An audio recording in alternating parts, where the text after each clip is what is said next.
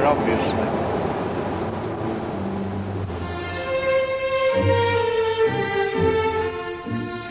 We were halfway through our Scottish summer together. We'd explored the far north and the northwestern Highlands. Wainwright's memory of the mountains was now to lead us across the water.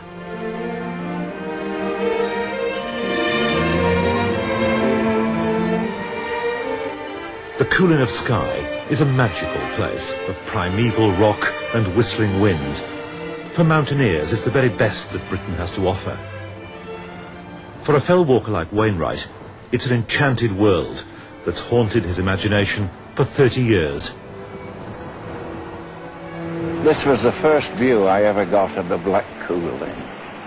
There they are, rather shrouded in mist today, but when I first saw them, they were starkly clear. Tremendous challenge. And those are the hills that attracted me here. I've been wanting to come to see them for many years, but having no transport and never having more than a week's holiday together, it was out of the question. But in 1954, I persuaded a colleague who had a car to bring me here, and we had a glorious week climbing on there. Now, I was so anxious to come here that from about 1947 onwards, whenever I got a new diary every year, I opened it at random and wrote in, "Have you been to Skye yet?" And of course I came across this during the course of the year, but I never came until 1954.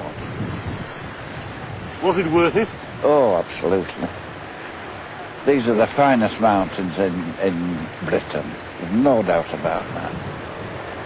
A whole succession of peaks and pinnacles, 7 miles long on a curving ridge. You've got to be an experienced climber to do that walk. But in one or two places, the average walker can get onto the ridge at least, even though he can't proceed along it. So in those years when you were dreaming of Skye, I presume you must have read all the books about Skye. Absolutely, yeah. Seen the photographs before you came. I knew all about Skye. And the early pioneers of mountaineering in Skye always stayed at the Sligerham Hotel there. It wasn't as sophisticated as it is today. It was rather rough. And I remember that one of them, who had climbed in the Himalayas and brought a Sherpa here with him, sent him up Glameg there, one of the Red Hills, which is a very steep climb, a lot of scree. And the Sherpa got to the top in 55 minutes, and that was a great performance. Never been equalled since. That's from the hotel to the top of there in 55 minutes? That's right, yeah.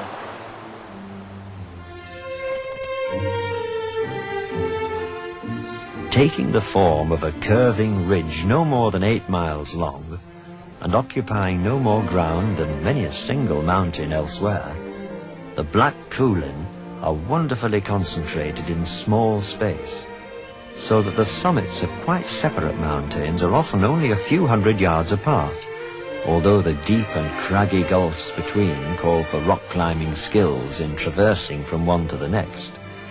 No other mountains compare with these. The Black Coolin are both harsh fact and pure fantasy. Like the pioneer climbers of last century, Wainwright had wanted to explore and to conquer every possible route across these mountains. From the safety of the glen, if you half close your eyes, the peaks and the ridges might look easy enough to climb, but a younger Wainwright had discovered them to be his greatest challenge. But it gives you an idea of what the ridge is like. All ups and downs, and rocks too to be climbed. So it's very difficult. Up to 100 years ago, these hills were very rarely climbed. You see, there's no course for shepherds to go on them because there's no sheep. It's not fit for sheep. It's almost all rock. There are no deer. But about 100 years ago, the first pioneer climbers came here. My first climb was going on Gillian. It's the first climb for most people who come to Skye because there's a tourist spot up it, and it's a very inviting summit too. Did you get right to the top? The first day that we came, I had this companion with me who brought me in a car. We got within 30 yards of the top, and it was getting decidedly airy because it's like climbing a spire, and the top of it is almost like a needle. And we shirked it about 30 yards. And I kicked myself all the way back. We should have gone on. There was no great difficulty. We were just getting precipices on each side. So I persuaded him to come again the next day. And the next day we did it. And it's a wonderful place to be. And what sort of view do you get from the top of there then? Superb view, all the way around. Oh, well, it's mostly seascape, of course, because you're almost on the edge of the sea here.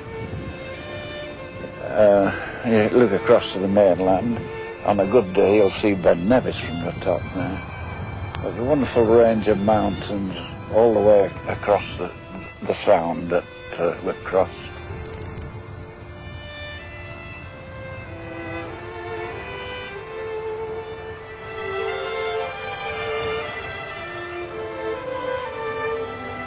We get a lot of people here who are not really interested in walking or mountaineering. They just come for a picnic. It'd be quite a nice place to camp this though, wouldn't it? Oh, this is, yes. In weather like this, but of course you could get a week on end with mist and rain and drizzle. Call it the Misty Isle. And today, Mist and midges. well, midges never troll me. They don't seem to like 3 nuns tobacco. But, There wouldn't be many times you came back with a suntan from Skye though, eh, did we? well, not often.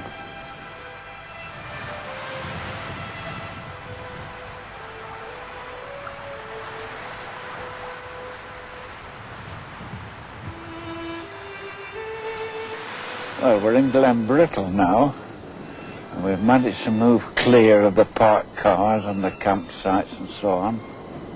And we're looking at the southern part of the Coolin Ridge. Now, these are where